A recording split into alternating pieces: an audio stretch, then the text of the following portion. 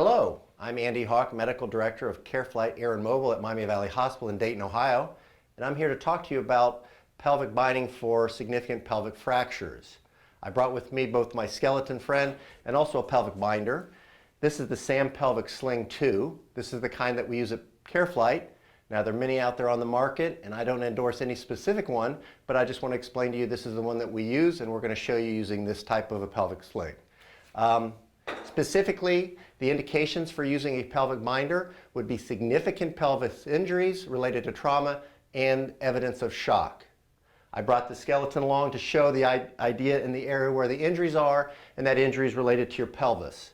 Now, the mechanism for this would be often significant fall, ladder, from a roof, from a horse, significant motor vehicle crash, ATV, motorcycle crash, so that you have disruption of the pelvis. And when you have disruption of the pelvis, you have a lot of internal bleeding, and compression of that bleeding can be life-saving. In my opinion, the indication for a pelvic binder in trauma is the presence of shock and a significant pelvic injury. And specifically, we're talking about pelvic injuries where the symphysis pubis is disrupted, and if it opens up, that's considered an open book pelvis fracture. The concern is it also injures the back portion of the pelvis, and that's where the bleeding occurs. We're not talking about femur fractures, hip fractures, or even acetabular fractures where the ball of the femur goes through the cup. Those are very painful but don't cause life-threatening bleeding in general. We're talking about disruption of the pelvis. Classically, we teach exam of the pelvis to do the pelvis rock. However, you can have a significant traumatic injury with significant bleeding and not show any instability. So my personal opinion is, if you have significant trauma, you're concerned that pelvic fracture is involved and shock is involved, then a pelvic binder is appropriate intervention. So here's my trauma patient after a significant trauma event.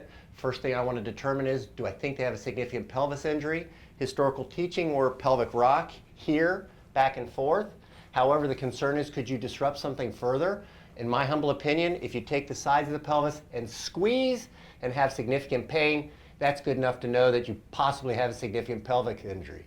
If you have that in addition to the fact that shock is present, then I've already put the pelvic binder on behind the patient. As you can see, the level is at the trochanters, at the hips. It's not up at the belt line because we want to compress the pelvis.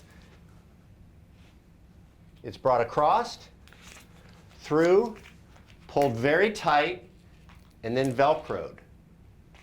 And that completes the application of the pelvic binder, and now the patient can be moved, obviously maintaining spinal motion restriction.